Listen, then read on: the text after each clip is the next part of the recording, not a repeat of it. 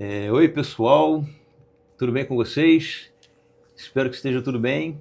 Comigo está tudo bem. Eu estou muito feliz, muito satisfeito, porque a gente está apresentando hoje o primeiro podcast da Prio Tecnologia. A gente está aqui nos estúdios do Arca Hub, o hub de inovação da Sai do Papel, tá? A Prio Tecnologia é parceiro da Sai do Papel, nós somos mantenedores do Arca Hub, a gente está fazendo 1 ano de mantenedor do Arca Hub e uma das festinhas de comemoração é o lançamento do nosso podcast. Inclusive, já pedi para vocês deixar o like, hypar, inscrever nos canais da Prio, do Arca Hub, da Sai do Papel. E também quando vocês estiverem por aqui, ou se vocês forem trabalharem, militarem no ecossistema de inovação, tecnologia, venham conhecer o Arca Hub, tá? É um ambiente que respira inovação, respira novas ideias, é um ambiente que a gente pode encontrar diversas startups, aceleradores de startups, tá? Muita gente nova, muita gente pensando, idealizando, lançando produtos novos. Se vocês tiverem interesse, militarem, ou até mesmo forem simpáticos a esse ecossistema de inovação, venham conhecer.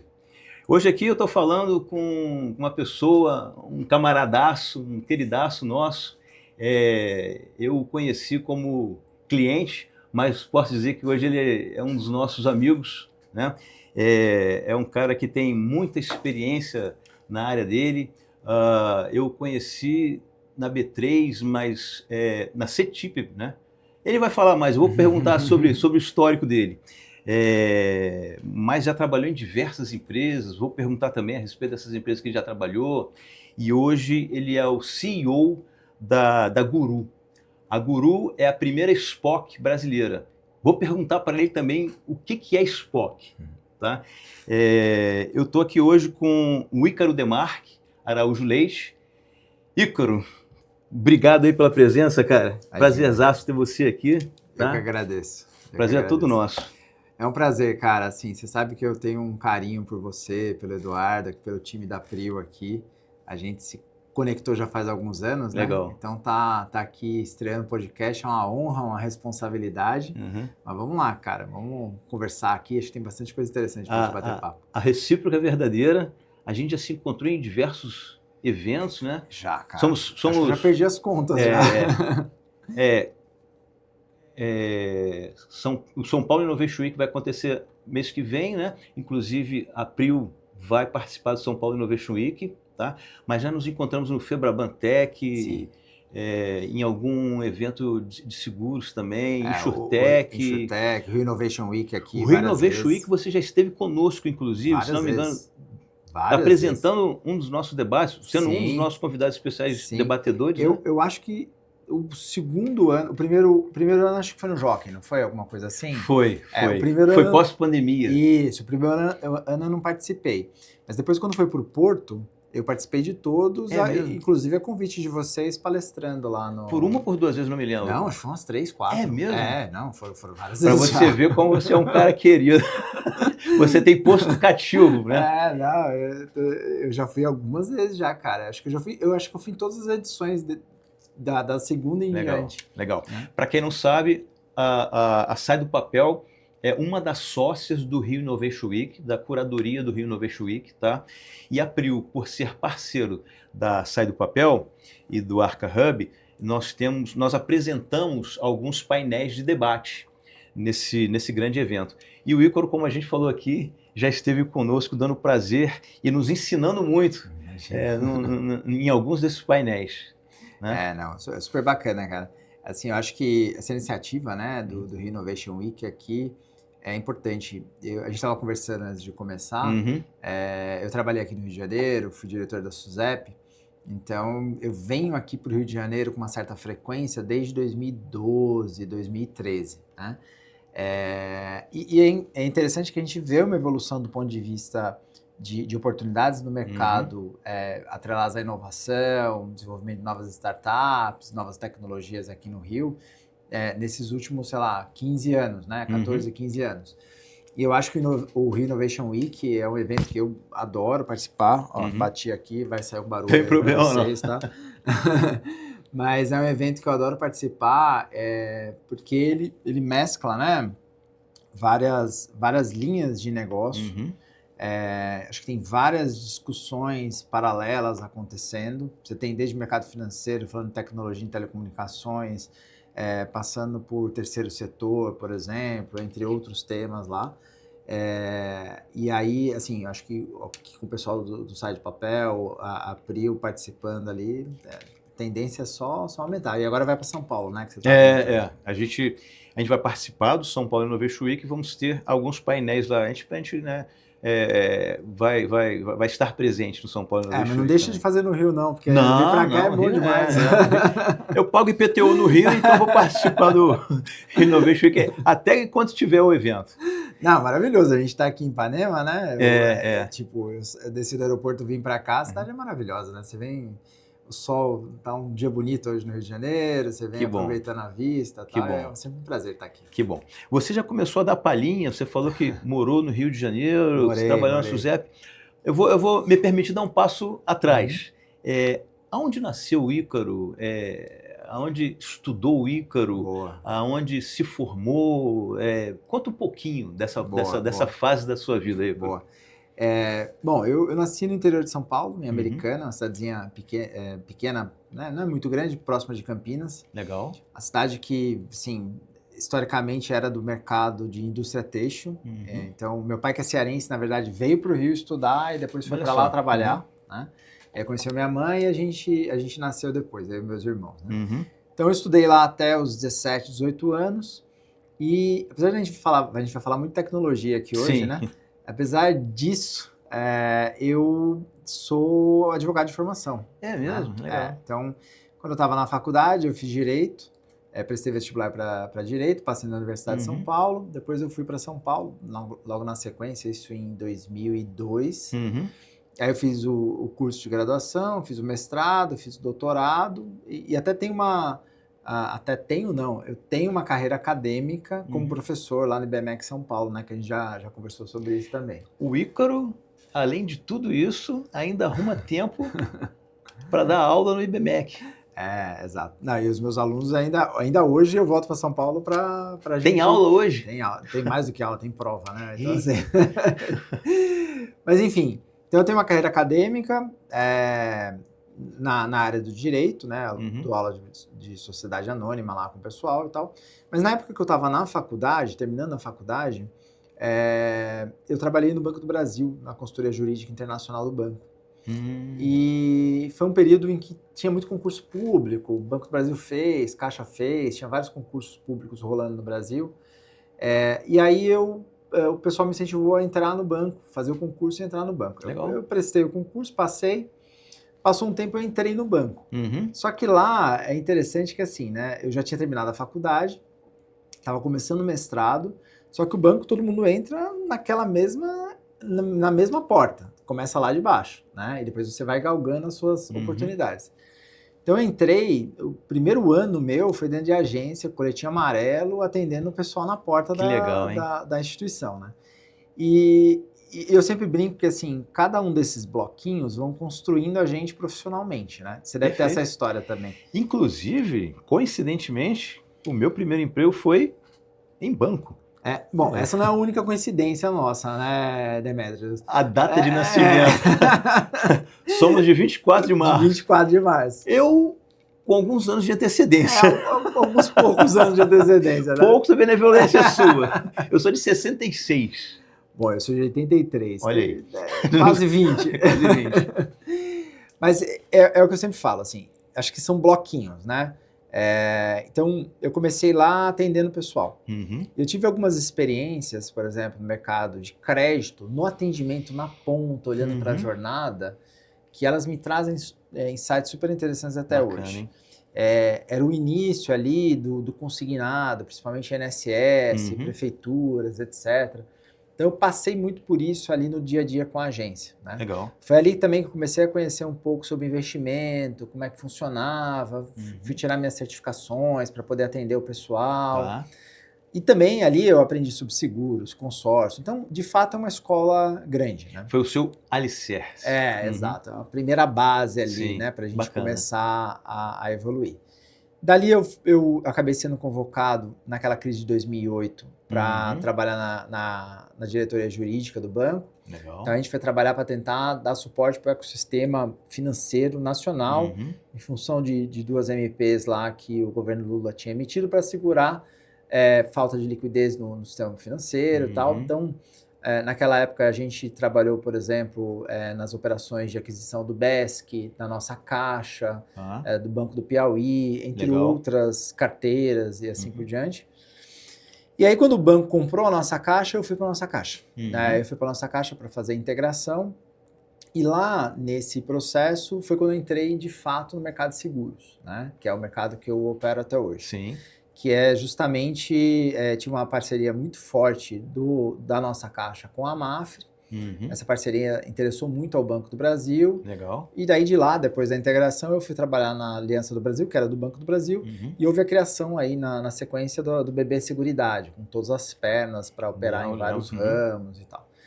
Enfim, nesse meio tempo, eu saí um tempo, trabalhei em escritório, depois o SUSEP me chamou, fui fazer alguns trabalhos em algumas seguradoras que estavam em processo de intervenção. Como foi esse convite da SUSEP? A SUSEP é um órgão, ele não trabalha para o Banco do Brasil. Como é que funciona? A atividade que a gente realizava no Banco do Brasil foi uma atividade muito bem vista na época. Né? Então, em função dessa atividade, dos relacionamentos que tinham, principalmente com o Ministério da Fazenda, porque eu trabalhei em Brasília, né, no Banco do Brasil. Então, tinha uma proximidade, até porque o banco, não dá para dizer isso hoje, porque eu não estou lá, não sei mais como é que está, né? Mas, na época, tinha uma necessidade do Banco do Brasil apoiar as políticas públicas do governo naquele momento de maior crise. Então, a gente teve muita interação. Então, meu nome foi indicado por parte do Ministério da Fazenda para trabalhar auxiliando seguradoras que estavam ou em processo de liquidação ou de intervenção. Né? E depois desse trabalho, aí eu recebi também um convite do Ministério da Fazenda para atuar como diretor da SUSEP. Então, eu fui diretor da SUSEP, de supervisão de solvência, de 2017 até 2019. Legal, hein? Né? E aí, assim, como eu estava comentando, no paralelo eu estava lá estudando, fiz o mestrado e doutorado na USP, o doutorado eu fiz em Bolonha, então era uma vida bem corrida, assim, a gente ia tentando equilibrar todos os pratinhos. Quando eu estava na SUSEP em 2019, eu recebi um convite por parte da Bolsa, no caso a B3, para ir montar uma área voltada para o mercado de seguros. Então, quando eu te conheci, já não era mais CETIP, já era B3. Já era B3, porque a fusão entre CETIP e BMF Bovespa aconteceu em 2017. 17. Eu fui para lá em 2019. Então, eles fizeram a fusão, acho que eu não me recordo se no primeiro ou no segundo semestre, montaram um plano estratégico de como iam trabalhar, e aí a partir de 18, segundo semestre de 18, algumas iniciativas que estavam desenhadas dentro daquele plano estratégico começaram a sair do papel. Consolidar. Então, por exemplo, dados e analytics foi uma coisa que surgiu daquela época, pagamento instantâneo foi uma coisa que surgiu dessa época, energia e seguros também. Né? Legal. No caso de seguros, a ideia, a tese estratégica era de oferecer serviços para as seguradoras. Né? Então, era um B2B mesmo, com as seguradoras, dentro de uma linha do que já acontecia no mercado de balcão, mercado financeiro. E o primeiro produto lá foi a parte de registro, né? de apólices. Né? Tem uma necessidade por parte da SUSEP de acompanhar o mercado com uma maior granularidade. Então, ela criou esse ecossistema de registro, que é o tal do SRO. Esse é o tal do SRO que tanto se fala. Assim, a gente fez todo o trabalho para entregar o que era necessário para as seguradoras poderem fazer o cumprimento regulatório. E lá, esse foi o nosso primeiro produto. Depois a gente entrou no Open Insurance, propriamente. Mesma coisa, oferecendo serviços ali para apoiar as empresas nas demandas regulatórias. E aí a B3 ela foi fazendo alguns processos de aquisição no tempo, que dentre os mercados aí mais voltado em dados e analytics, tinha coisas para o mercado securitário. Então, estamos falando ali de Neo e Neurotech, a própria PDTech, de certa forma, que eram empresas que prestavam serviços para o mercado. Então, com o tempo, as atividades foram ficando bastante relevantes. Eu não tocava né, todas essas iniciativas, elas eram mais independentes e estavam mais focadas na parte de dados e analytics, mas a gente tinha um espaço de interlocução e via o mercado securitário como um mercado importante. Né? E aí, lá dentro também foi quando a gente entrou no Open Insurance, né? Que ainda a gente vai falar um pouco sobre ele hoje. O assunto hoje está muito em cima de OPIN, né? Então falado OPIN, que é o Open Insurance. Né? Exato. A gente vai falar bastante sobre esse tema também hoje, mas foi uma iniciativa também regulatória, baseada basicamente na lógica do Open Banking, que hoje chama Open Finance no Brasil, em que você compartilha seus dados, compara, vê novas oportunidades, faz portabilidade. Era isso que eu ia te perguntar. Fala para mim, fala para gente, o que é o OPIN, o Open Insurance, mas como se eu fosse meu pai, de 86 anos. Se bem que meu pai, motivo pelo qual eu ter o meu primeiro emprego ter sido em banco, que meu pai era o diretor do banco. Peixe. Mas vamos esquecer que meu pai não tem entendimento. Tá? Ele até flui bem como usuário, né? De banco digital. Mas explica para mim o que é o PIN, o Open Bank e o Open Insurance, como se eu fosse meu pai de 86 anos. Tá. Sua mãe de 80? Não, minha mãe tá com 60 e pouquinho. Explica para mim como se você estivesse explicando para sua mãe e ela entendesse. Vamos lá. Para eu poder explicar o que seria uma eventual jornada de OPIN, né, acho que a gente tem que levar em consideração uma mudança do ponto de vista legal, e eu não vou entrar aqui num legaleza aqui para não cansar a galera, mas que é importante a gente entender. Né? Os dados nossos, né, as minhas informações, as suas informações, são nossas. Tá? Então, assim, tudo aquilo que me identifica de uma certa forma, ou pode vir a me identificar, é meu. Tá? Os seus dados são seus. Não pode haver um uso indiscriminado dessas informações. Até porque, se houver esse uso indiscriminado, eventualmente vão vir coisas interessantes que te interessem, você queira fazer, etc. E, eventualmente, vão ter coisas que não lhe interessam. Claro. Então, um exemplo. O seu endereço disponível na internet, eu acho que não é um negócio agradável. Não é. Né? Então, inclusive, hoje, não de hoje, mas de algum tempo para cá, existe um arcabouço legal que fala regras, né? Coloca regras a respeito, que é a LGPD. Eu acredito que esse segmento seja muito, siga muito a LGPD, respeite muito a LGPD. Exatamente isso, é a LGPD de cabo a rabo. Por quê? Porque nesse ambiente em que não tinha uma proteção com relação às suas informações, lá fora começou um movimento de regular o uso desses dados, e aqui para o Brasil veio com a tal da LGPD, que é a Lei Geral de Proteção de Dados. Perfeito. Exato. Então, a Lei Geral de Proteção de Dados é um mecanismo para você restringir o uso indevido das suas informações. Mas da mesma forma que ela restringe, ela permite dizer, o dado é meu e eu quero ter o direito de restringir, ela habilita, desde que você consinta, comunicar ou transpor os seus dados para determinados ambientes. Legal. E o dado, a gente sabe muito bem, você trabalha na área há muitos anos, é um item essencial para você criar um produto novo, para oferecer, fazer uma oferta diferente. Conhecer o perfil dos seus clientes. Conhecer um perfil, ver se tem um risco diferente, né? Então, vou dar um exemplo. A gente estava conversando, né, mais cedo. Eu tenho um filho pequeno. Se você sabe que eu tenho um filho pequeno e você eventualmente quer ter um relacionamento próximo, amigável comigo, como um amigo mesmo, você pode ir lá e me mandar uma caneta comemorativa com o nome do meu filho. Né? Então, é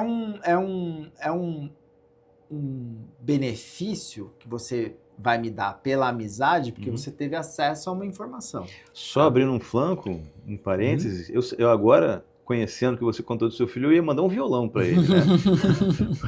Porque a possibilidade dele vir a ser um bom músico, pelo que você me contou. Ele gosta bastante de música, né? Porque além disso tudo, de todas as suas facetas, você também é pai e esposo, né? Exato. Qual é o nome do seu filho? É Gabriel. Gabriel, um abraço pro Gabriel.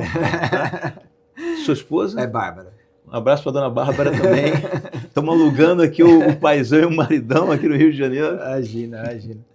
Então, assim, a única coisa é que ele me pediu uma bola vermelha de presente. Eu tô achando que eu vou ter que ir lá na loja do Flamengo comprar uma bola para ele. Aí eu já não vou poder compactuar, mas se puder mudar um pouquinho a granularidade dessa cor e passar ela para um grená e acompanhar com verde e branco, um verde, vermelho e branco do Fluminense, aí eu posso te apresentar algumas lojas do Tricolor. Ele foi muito específico, ele falou, eu quero uma bola vermelha. Eu falei, meu Deus, onde é que eu vou achar uma bola vermelha? Inclusive, se você permanecesse no Rio hoje, a gente poderia assistir o jogo do Fluminense no Maracanã. Tem, né? O do Flamengo é amanhã, mas se você vai embora hoje, não vou te levar no jogo do Flamengo, não. Perfeito. Então, assim, essa possibilidade da gente ter um pouco mais de conhecimento, como você falou, para poder ofertar alguma coisa interessante. Agora, eu tenho que ter a possibilidade de falar, sim, eu aceito que você me faça alguma oferta, alguma coisa interessante, ou não, eu não aceito. Tá? Então, a Lei Geral de Proteção de Dados, ela vai trabalhar nesse teu direito de ser ou não acessado, de compartilhar ou não as suas informações. Sem falar também em toda a infraestrutura de segurança. Sim, exato. Porque esse é um ponto essencial, né? Sim. Então, quando a gente fala de compartilhamento de informações, no final das contas, o mais relevante aqui é que a informação esteja segura, né? De novo, eu estou de acordo de compartilhar a informação de A para B, mas a informação tem que estar segura, tanto em A quanto em B, quanto no meio do caminho. A gente tem uma estrada aqui, né, que são as APIs, a gente vai falar um pouco sobre isso. Vamos sim. Então, essa é a lógica por trás da tecnologia e do que é feito. A minha mãe, o seu pai, eles têm que entender esse ecossistema de uma outra forma, tá? Pelo menos essa é a minha visão. Não importa se é uma API, não importa o que está por trás, qual a infraestrutura e etc e tal. Eles têm que saber duas coisas. Uma, estou ciente de que estou compartilhando, porque pode vir a me gerar uma oportunidade interessante de negócio. Né? E dois, a informação ela está bem preservada. E a qualquer momento que eu quiser tirar aquela informação, eu consigo tirar aquela informação.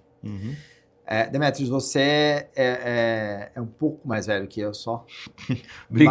Obrigado pela sua benevolência. Mas eu trabalhei no centro de São Paulo. Você deve ter passado muito tempo da sua vida passeando, ou passando, ou trabalhando no centro do Rio.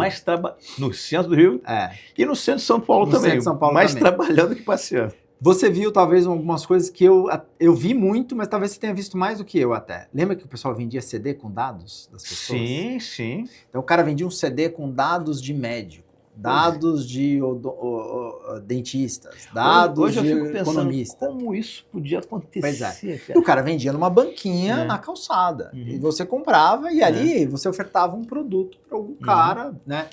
Normalmente era uma ligação, fazia um mailing, né? Nos primórdios ainda o pessoal mandava um e-mail, mala direta e tal.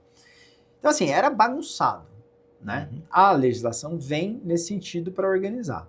E quando a gente fala de uma possibilidade de compartilhamento, seja na parte de seguros, seja na parte do mercado financeiro, eu estou organizando e dando segurança para que essa comunicação seja feita de forma clara, transparente, inequívoca, né? E eu dou oportunidade, muitas vezes, para outros players que não têm necessariamente o mesmo acesso que XYZ adentrarem dentro do ecossistema. Eu costumo dizer que o primeiro Open Finance que existiu no Brasil era um negócio extremamente simples, que os nossos ouvintes e telespectadores mais...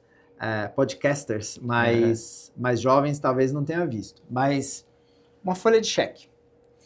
Você vai lembrar que na folha de cheque lá é um título de crédito, bonitinho, eu faço, né, um cheque para você, põe um valor nominal a tal pessoa, no caso Demetrios, te entrego, você vai lá e saca no banco, né?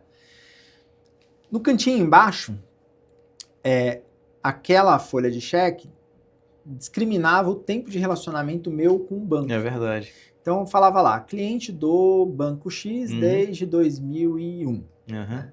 Cliente do Banco Y desde 2015. Eu trabalhei no comércio. Quando eu morava em Americana, minha mãe era gerente de uma loja. Tá. E férias, não dá para você controlar os seus filhos à distância, certo? Não tinha celular naquela época, era um negócio mais complexo. Então, alguns meses do ano, eu trabalhava com ela na loja.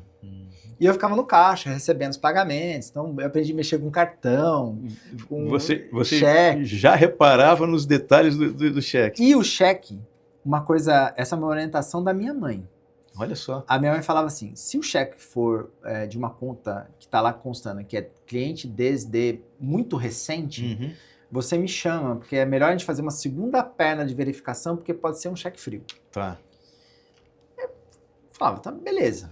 E a gente verificava, tal, tinha um procedimento. Se o cliente tivesse uma data mais extensa, a chance na lógica comercial ali era de que esse cara era um bom pagador. Tá?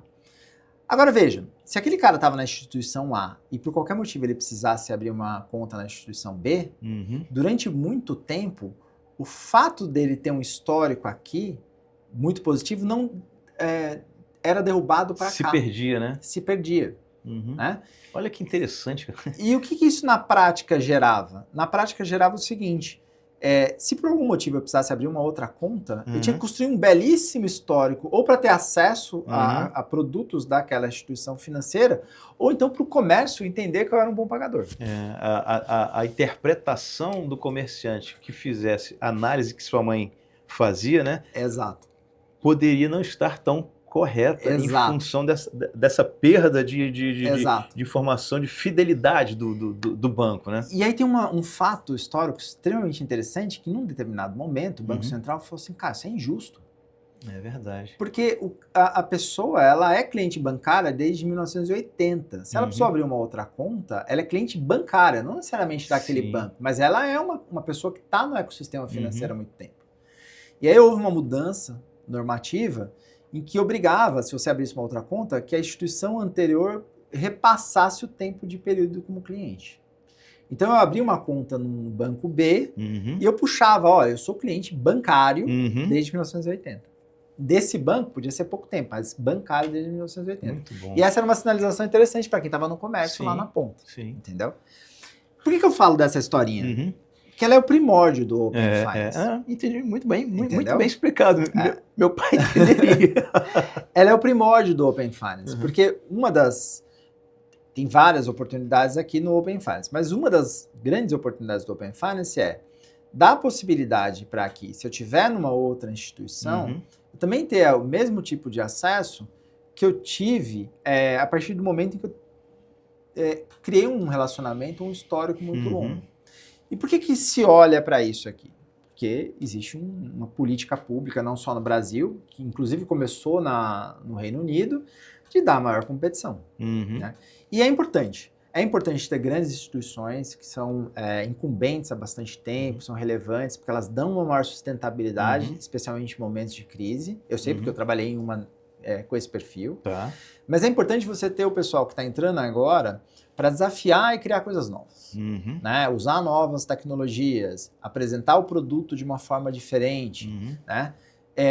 Sem tentar gerar um equilíbrio de forças, se o equilíbrio for unicamente financeiro, essa experiência nova, essa novidade, essa inovação, ela se perde, ela morre. Então, existe um interesse que é global, não é só brasileiro, de que haja essa inovação. E para haver essa inovação, a gente tem que dar uma equilibradinha no jogo. Sim. Né? Eu imagino também que isso passe muito pelo processo de democratização da bancarização. Sim. Né? Sim. Acredito, eu não sei os números, você deve saber muito melhor que eu, mas existe um percentual da população brasileira que é desbancarizada. Sim. Né? E incluir essa população no mercado bancário, né, no segmento financeiro, mercado financeiro, é importante porque também você tem um processo de democratização do crédito. Sim. né? Sim. Esse é um ponto interessantíssimo, né? E se a gente pudesse dizer, sei lá, tudo foi horrível, né? Mas se a gente pudesse dizer que teve algum benefício a pandemia, foi esse impulsionamento da bancarização da população brasileira, né? E é interessante que naquele período em que estava se discutindo aquele benefício emergencial, isso ficou muito claro quando as pessoas começaram a se manifestar interesse no benefício. Ficou claro para o governo, isso tem reportagens da época, estudos, de que tinha uma camada da população que era invisível no ecossistema. Você não enxergava ela não estava em lugar nenhum. Né? E aliado a isso, com a criação do Pix, aí sim a gente realmente incluiu, né? Um belíssimo avanço aqui. O que foi bom tanto para a população, em termos de democratização dos acessos, né, de acesso bancário, e dentre eles o crédito, também para os players, para as instituições, né? Exato. Não, e para o mundo de negócio, né? Sim. Hoje é muito mais simples, você né, faz uma transação, compra alguma coisa rápido com Pix, etc. E de novo, veja só que interessante, mesmo as maquininhas de cartão hoje, elas já conseguem, elas já têm sistemas, serviços que estão integrados no Pix, você paga ali no Pix, mas na maquininha, né? Então essa é uma evolução que veio do próprio Pix. Legal. Então assim, voltando lá para a sua pergunta original. Tá. Essa é essa a ideia, você ter novas oportunidades de negócio, tá? Democratizar um pouco mais o acesso e ter mais oportunidades de negócio. Dar mais opção para o cliente que está na ponta poder olhar os negócios. Isso vale para o mercado financeiro, isso vale para o mercado securitário, que é o mercado que eu atuo mais diretamente hoje. Que é o Open Insurance. Que é o Open Insurance. Sim. Eu gosto muito de fazer alusões ao mercado automobilístico, que o brasileiro ele gosta muito de carro, né? Sim. Fazendo um resumo do que você falou e fazendo esse paralelismo, é como se eu tivesse o carro de uma marca, eu tenho um Chevrolet, um Ford, e dizer para outras montadoras, outras marcas, com toda a segurança desses meus dados, dessa comunicação, né, considerando a LGPD e toda a infraestrutura de segurança cibernética. Montadoras, eu tenho um Ford. O que a Chevrolet tem a me oferecer de melhor do que o meu Ford? O que a Volkswagen tem de melhor, né, dos carros, dos produtos dela? A Nissan, a Hyundai e por aí vai. Sim. É mais ou menos isso. Eu sou cliente de um banco, eu tenho um determinado produto na prateleira desse banco, eu digo a outros bancos que eu escolho, né? E eles me oferecem oportunidades melhores dentro da prateleira de produtos deles que eu possa fazer. Não, às vezes o produto nem é melhor, mas assim, ele oferece o produto dele. Né? Ele oferece o produto dele. Imagino que o Open Insurance reflita isso. Sim. Porém, no que diz respeito aos produtos para seguros. Mercado de seguros. Exato. Aí no caso do Open Insurance, é importante ficar claro que quando a gente fala de Open Insurance, a gente está falando de tudo aquilo que está dentro do universo da SUSEP, tá? Então eu estou falando aqui dos seguros em geral, estou falando aqui da previdência, da capitalização, e não entra resseguro, porque resseguro é um B2B aqui, da seguradora com a resseguradora, tá? Então, tudo que for aqui, especialmente pessoa física, está dentro do ecossistema. Não inclui, e aí é o caso clássico, saúde, por exemplo, né? Porque saúde aí está dentro de um outro ecossistema. Tá? Então, eu tenho inúmeras possibilidades aqui, né? Mas, de novo, vamos voltar lá para a pergunta da minha mãe e do seu pai, né? O que é importante do ponto de vista da minha mãe ou do seu pai com relação ao mercado securitário? Primeiro, ele quer ver se o prêmio está minimamente adequado, aquele prêmio que ele está pagando, vis-à-vis a cobertura que ele está tendo acesso. Então, assim, a cobertura que ele tem acesso é uma cobertura que atende aquilo que é necessário, é uma cobertura que está precificada de forma adequada, é uma cobertura que tem algumas assistências que para eles são interessantes? Sim. Como isso vai se dar dentro do universo do Open Insurance é um ponto menor, tá? De novo, para eles, para a pessoa que está na ponta, independente dela ter mais ou menos conhecimento, o que tem valor para ela é o produto. Se para ela ter acesso a um produto de melhor qualidade, ou melhor desenhado, ou mais digital, ou qualquer coisa que seja, para ela que está lá na ponta, for necessário dar um consentimento, né, que é uma palavra que não é muito, assim, explorada do ponto de vista tecnológico, né, ou financeiro, mas se for necessário dar o consentimento, ela vai dar o consentimento, mas o consentimento em si não é o que ela precisa, né? O consentimento é algo que vai fazer parte da jornada dela, para que aí sim ela receba aquilo que talvez faça sentido. Seja por dentro do Open Insurance, seja por fora do Open Insurance. Zero problema, né? Então, acho que é importante ficar claro isso, né? Sim. O Opin isso é uma coisa que a gente sempre fala, ele acaba sendo mais um canal de oportunidade de negócio, né? Que eu posso explorar XYZ, ou eu não preciso explorar. Vai depender do meu plano de negócio. Pode ser que eu tenha bastante interesse em receber esses dados, porque a partir desses dados eu consigo trabalhar uma proposta melhor. Cara, eu tenho um ramo aqui de seguros que não preciso de tanta informação assim. Então, a jornada, embedar uma jornada de Opin dentro da minha jornada de negócio com o cliente final, vai mais me atrapalhar do que me ajudar, cara. Não entra, né? É a história do blockchain, né? Todo mundo falou sobre isso durante muito tempo. Você sabe bem, né?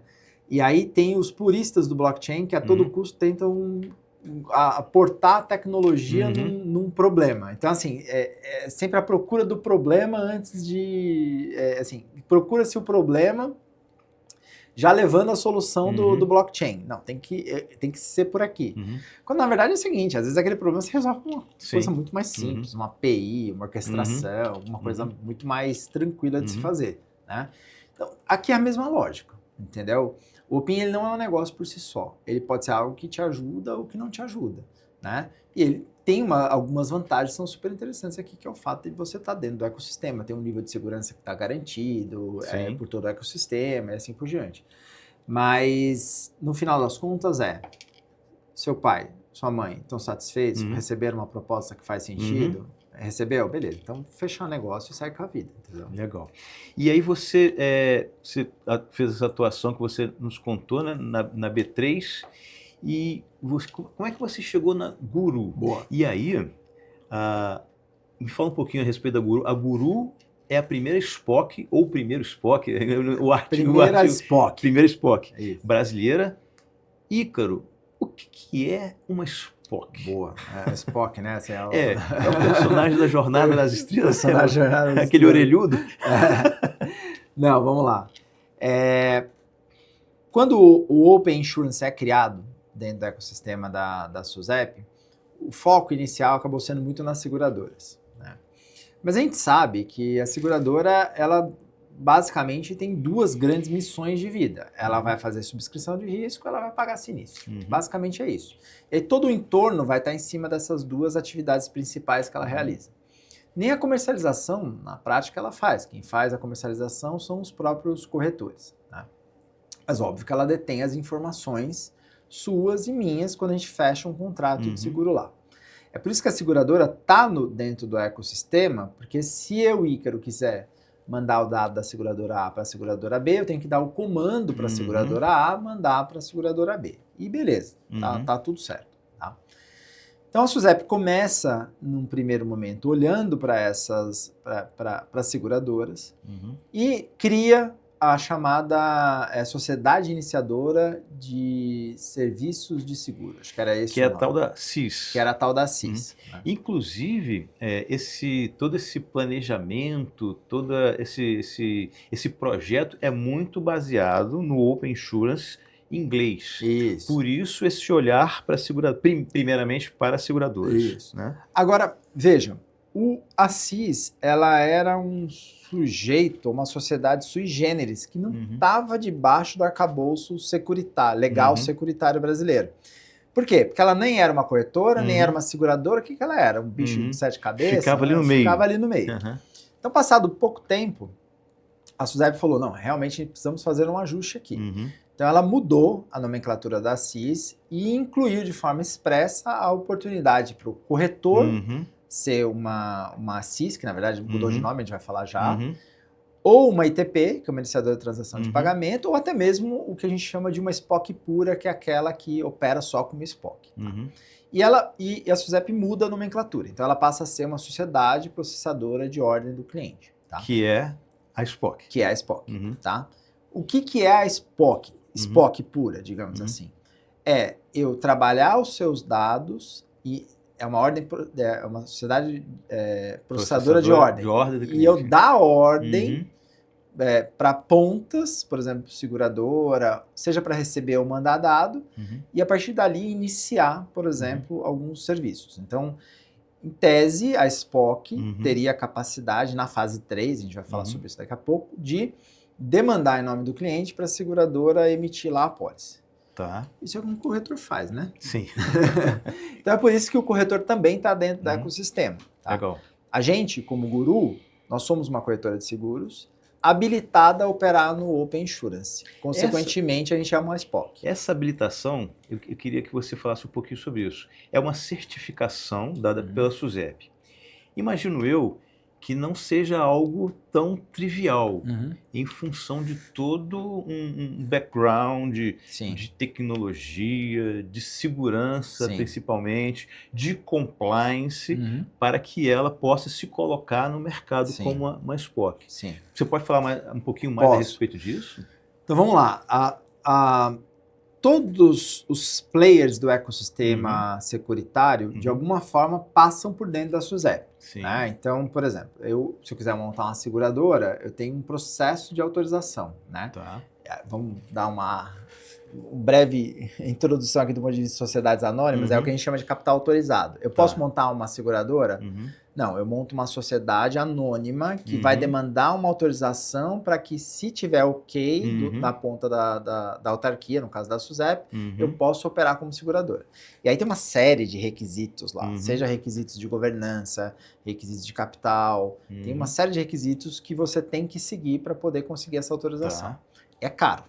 Tá? É caro. Por quê? Porque você está operando com recursos de terceiros, tem um risco para a economia popular, tem uma série de coisas nesse sentido. Mesmo procedimento, operadores de plano de saúde, bancos, enfim, uma gama de outras empresas aí também possuem essa necessidade de autorização. Tá? A SPOC também. Tá? No caso dos corretores, né, ele tem um processo um pouco diferente, tá? Mas no caso da SPOC, ele é um processo um pouco mais duro, digamos assim, em termos de constituição. Ela tem, por exemplo, ter capital mínimo de R$1 milhão. Tá. R$1 milhão é R$1 milhão, né? Pode ser mais fácil para uns. Eu não tenho aqui no momento. Pode ser mais fácil para um, mais fácil para outros, mas não importa, é R$1 milhão que você tem que ter lá como capital mínimo, tá? E aí tem alguns requisitos também que tem que ser levados em consideração.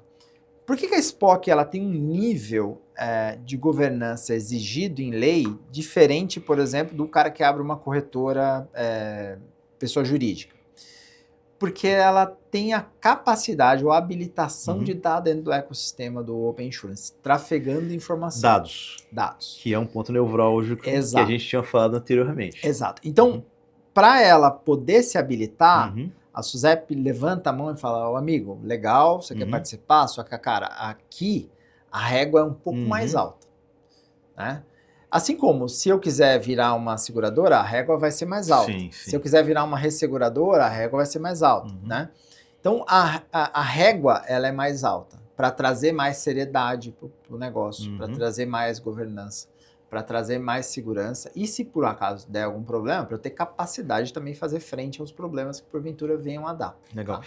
E a Guru, ela se habilitou junto à SUSEP e hoje não é mais, mas foi a primeira SPOC brasileira. Isso. A gente pediu, eu não estava lá, cheguei mais recentemente, mas os fundadores pediram autorização em 2023 e receberam autorização por parte da SUSEP para ser uma SPOC. Né? Legal. Passado um tempo, a Open Power, que é administrada pela nossa amiga Priscila, ela também pediu autorização e agora é a segunda SPOC que está junto, nossa co-irmã, digamos assim. Legal. nessa jornada, né? Porque também é uma jornada, inclusive, de descobrimento para todo mundo, porque, até mesmo para as próprias seguradoras, porque tem muita coisa que está sendo construída, ainda tem muita base que precisa ser fundamentada para funcionar de forma adequada, né? Mas o Cássio e o Antônio Cássio foram os pioneiros na criação desse tipo de sociedade. Legal. Depois foram feitos alguns ajustes do ponto de vista legal e etc. Então, hoje a gente está totalmente inserido como SPOC mesmo. A gente já estava porque era corretora, mas como SPOC dentro do ecossistema da legislação SUSEP. Tá? Legal. E é isso, a gente, como SPOC, e sendo corretora ao mesmo tempo, eu posso realizar uma série de atividades, seja por dentro do Open Insurance, operando no dia a dia, pegando consentimento, analisando a oportunidade, gerando proposta, etc. Ou então seja fora do Open Insurance, como uma corretora comum, normal, que tem tantas no mercado, em que eu vou disputar mar aberto, normalmente, vendo oportunidades.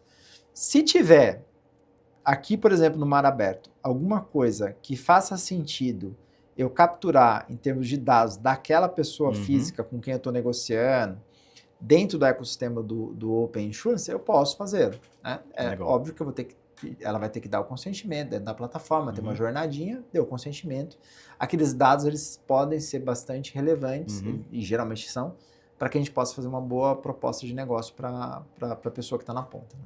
Legal. Então, pelo que eu entendi, e aí você vai me dizer se eu estou certo ou errado, o processo de back-end do consentimento, desse life cycle, dessa jornada do Open Insurance, é aí que a SPOC, e no caso a Guru, ela se coloca, né? Ela faz a interface entre os clientes e os players do mercado, né? Mas eu acho, pelo que eu estudei antes de vir conversar contigo, estudei um pouquinho, e estou aprendendo muito mais batendo papo contigo. Existe também uma oportunidade do marketplace. Sim. Em função de conhecer todos aqueles dados, de obter aqueles dados dos clientes, né? Oferecer para corretoras, que me corrija se eu estiver enganado, oportunidades, né? Como marketing, como uma plataforma que faz essa intermediação, que faz esse back-end. Sim. Aí são vários caminhos que a gente pode fazer, né? Então, por exemplo, se eu trago você para dentro do ecossistema, eu vou analisar as suas informações, né? Que são trazidas via Open Insurance ou não, outras que eu acabo colhendo com você. E eu costumo dizer que eu crio a sua persona dentro do meu ambiente, e a partir do momento que eu crio a sua persona, eu vou analisar os riscos, né? Estou falando do mercado securitário. Os riscos que você tem que, porventura, podem ser cobertos. Então, lembra, o seguro ele vai estar sempre vinculado ou a uma coisa, ou uma vida, ou um contrato. Cara, é o básico do nosso dia a dia, né? Ter vida, ter uma coisa e ter alguma relação jurídica estabelecida com alguém. Então, ali eu posso analisar junto com você e te dar a melhor oferta, a melhor cobertura, aquilo que para você faça sentido naquele determinado momento da sua vida. Tá? No caso dos corretores, aí é uma outra perna.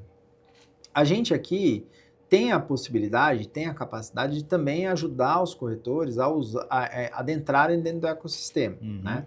Como proxy. Né? Então, no final das contas, o cliente é dele, ele segue a vida normalmente, etc., mas como eu sou uma entidade que tem acesso ao ecossistema, a gente tem formas de estabelecer essa entrada para dentro do ecossistema, assim como existe no próprio Open Finance. Legal. Tá? É uma oportunidade interessante para a gente? É uma oportunidade interessante para a gente. Mas a gente tem olhado muito para a pessoa, né? Porque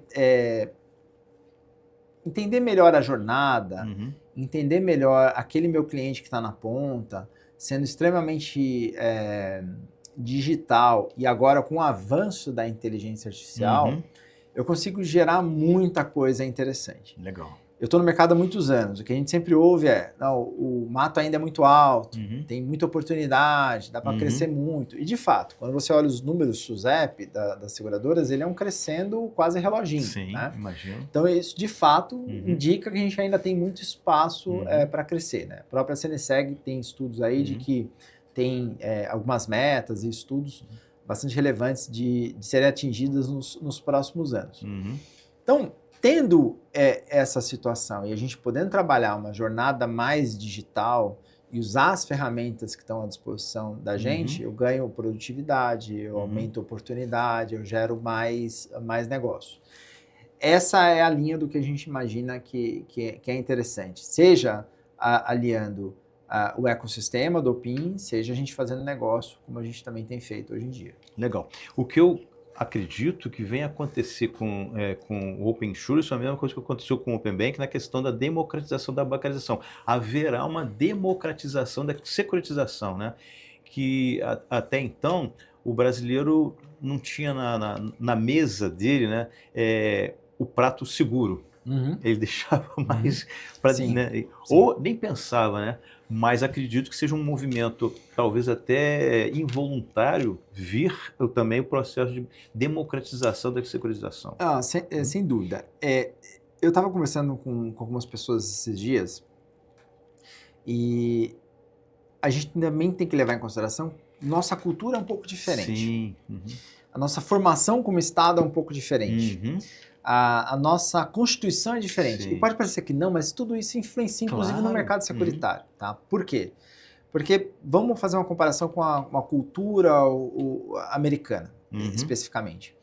Como é uma cultura muito mais centrada no indivíduo, em que, em tese, o Estado tem que estar mais distante, a tendência é que esse indivíduo busque uma proteção privada para as coisas dele. Sim. Então, a penetração no mercado securitário desse indivíduo lá é maior, porque o Estado não vai prover necessariamente tudo o que ele precisa.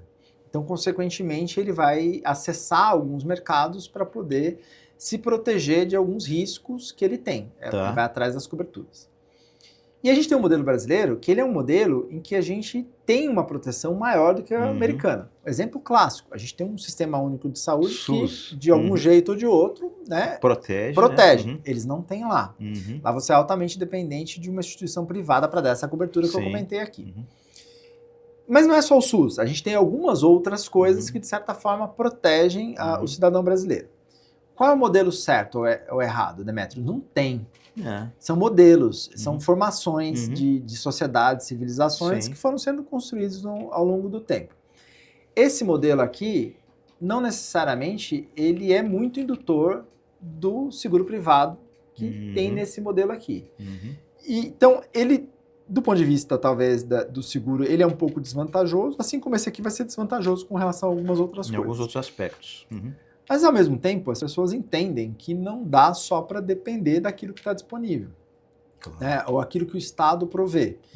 E tudo bem. Né?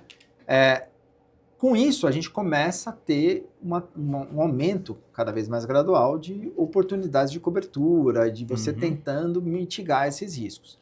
É por isso que eu digo, o mato ainda é muito alto, porque a gente ainda tem muita coisa que pode ser explorada. De novo, não tem modelo correto, modelo errado aqui, mas tem muito espaço para criação. Né?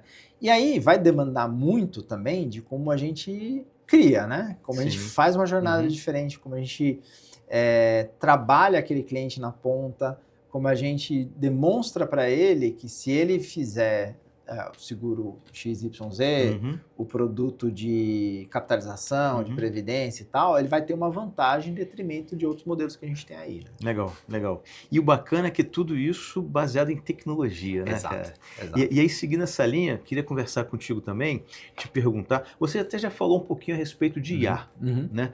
Mas o quanto é importante para esse negócio, né, para esse segmento, para a Spock e outras plataformas também de Open Banking, Open, e mais em particular do Open, né, do Open Insurance, as APIs, tá? E aí também a inteligência artificial, esses motores, tá? Essas tecnologias, esse jeito de fazer, o quão é importante, é muito importante, é pouco importante, é de suma importância para a Spock, principalmente na Guru. Tá, vamos lá. Eu vou começar falando das APIs. Acho que a API, a questão principal aqui é velocidade, certo? Você sabe melhor do que eu. Então, se eu não usar a API, eu vou ter que trocar arquivo. Eu não sei se é necessário, desculpe interromper, eu não sei se é necessário para o nosso público, são pessoas inteligentíssimas, o que é uma API? É você que tem que responder, né? Eu sou... Eu vou preferir deixar que você fale, porque eu sou suspeito, porque é uma das coisas que a Prio Tecnologia faz E, modéstia à parte, faz bem, nós vamos fazer 25 anos, a Prio Tecnologia vai fazer 25 anos fazendo exatamente isso, integração de sistemas. Sim. Desenvolvimento de aplicações de negócio baseado em integrações de sistemas. Né? Ou seja, pensar as APIs, né? Modelo de negócio, pensar arquiteturalmente como é que funciona, implementar essas APIs, tá? E fazer o life cycle, fazer a sustentação dessas APIs durante a vida delas. Mas eu sou suspeito de falar, né? Vamos lá, ó. Assim, se eu pudesse explicar de forma bem simples, a API é o caminho entre A e B, certo? Então, eu tenho informação em A, precisa ir para B, ou vice-versa. E nesse meio tempo, entre esse A e B, não necessariamente A se conversa diretamente com B, né? Ou seja, eu estou aqui conversando em português com você, a gente está se entendendo. Se eu começar a falar inglês, provavelmente você vai entender, a gente segue a vida. Porque os nossos padrões se batem. Se eu começar a falar em Esperanto e você não souber Esperanto, a gente vai precisar de alguma coisa, uma interface no meio que traduza a informação. É como se seu exemplo, né? O A falasse em chinês e B falasse em castelhano. Exato. E aí, a API, no final das contas, vai ser uma forma de padronizar essa comunicação e, mais do que padronizar, trocar informação, né? Que é o essencial, é o mais importante aqui. Então, de forma simples, é isso. Ela tem uma vantagem com o que a gente utilizava há tempos atrás, ou ainda usa, né? Que são aquelas trocas de arquivo. Porque o arquivo, de alguma forma, ele é um pouco mais analógico. Ele não é online, né? Então, para uma jornada mais fluida, faz muito mais sentido você se comunicar mais online, de forma mais responsiva. É por isso que o API, por exemplo, o ecossistema de Opin, de Open Finance, faz muito sentido. Né? Então, é isso. É uma estradinha que a gente consegue chegar de um lado para o outro falando a mesma língua. Todo mundo dirigindo ou do lado direito ou do lado esquerdo e seguindo o bairro. Então, eu penso que seja para o ambiente de Open Insurance, seja de suma importância. Exato. Né? Você ter construído um arcabouço de APIs. Né? Exato. E, além de tudo, ele traz segurança. Sim. Né? Então, o fato de eu estar trabalhando dentro do ecossistema com APIs me dá um nível de segurança em que, beleza, eu estou muito seguro em receber ou mandar aqui, estou muito seguro em receber ou mandar aqui. Mas e o caminho? O caminho é seguro? Com a API é seguro. Então, eu consigo trafegar a informação com bastante segurança. Tem os certificados e criptografia e etc. Então, a API a gente olha para a mobilidade, digamos assim, dos dados e essa integração das informações que vocês sabem fazer muito bem. Legal. Do ponto de vista da inteligência artificial, eu acho que a gente tem aqui uma gama de situações. Eu tenho desde situações de atendimento, operação, em que eu performo melhor, ou eu gero uma melhor velocidade, uma entrega melhor, uma acuidade melhor, uma padronização melhor nas respostas e assim por diante. Mas também hoje o que a gente observa é o uso para algumas coisas que vão além desse básico aqui, tá? Escrevi um artigo recentemente e um dos pontos que eu dizia lá era o seguinte: o nível de precificação com uso de inteligência artificial ele pode ser assim severamente dezenas, centenas de vezes melhor. Olha só. E ao mesmo tempo pode ser um problema. Ih, rapaz. Porque assim, lembra, eu preciso ter uma certa alha, né? Que é a situação de que eu não tenho a certeza. Precisa ter uma incerteza, de certa forma, para que um seguro fique de pé. Né? Então, se uma empresa, no momento que for precificar, tem a certeza de que vai ter o sinistro, é uma desvantagem para o segurado. Né? E se o segurado também tiver esse tipo de certeza, é uma desvantagem para a seguradora. Sim. A inteligência artificial ela pode ter a capacidade da gente diminuir sensivelmente essas incertezas. Então, a alha é tirada do jogo. A alha sendo tirada do jogo, como é que o mercado segurador vai se comportar? Então, esse é um cenário... Tá. E eu não quero ser catastrófico, mas é um cenário estressado. Não, mas é muito interessante essa análise. Né? É um cenário estressado aqui de um uso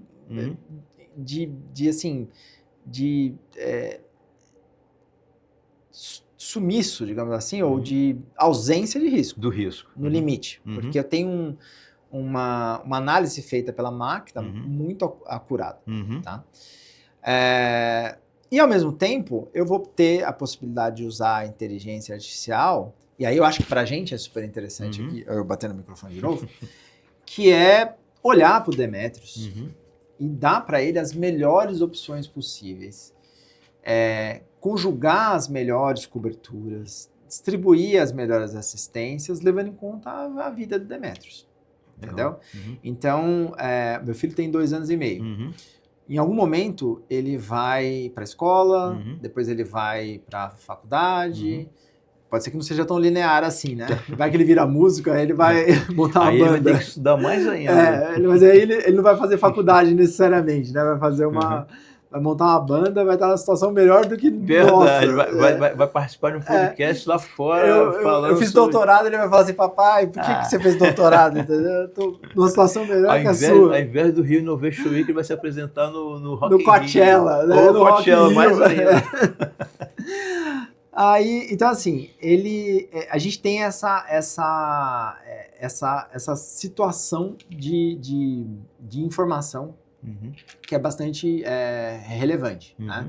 Então, quando eu tenho essa gama, esse acesso que normalmente eu não teria, eu consigo te entregar uma coisa melhor, entendeu? Uma acurácia melhor, algo que faça de fato sentido para você, que você normalmente não teria acesso, porque, cara, é humanamente impossível acompanhar tudo que o mercado faz, né? E todo dia tem coisa nova, interessante sendo trabalhada. Mas a inteligência artificial, ela tem a capacidade de me ajudar aqui como guru a olhar para você e falar, cara, a gente pode trabalhar isso, trabalhar aquilo outro, tal. Isso é mais oportunidade de negócio, entendeu? Legal. Não só para mim, mas para o ecossistema como um todo, para as seguradoras e para você também, como segurado. Então, a inteligência artificial, acho que ela é um game changer importante aqui dentro do mercado securitário. API e IA. API e IA. Ícaro, a gente passou de 1 hora de podcast. O papo é tão bom e eu aprendo tanto contigo que eu ficaria aqui mais, sei lá, 2, 3 horas. Imagina. Mas aí a gente já avançando de 1 hora já começa a ficar, já dá vontade de ir no banheiro, dá vontade de almoçar.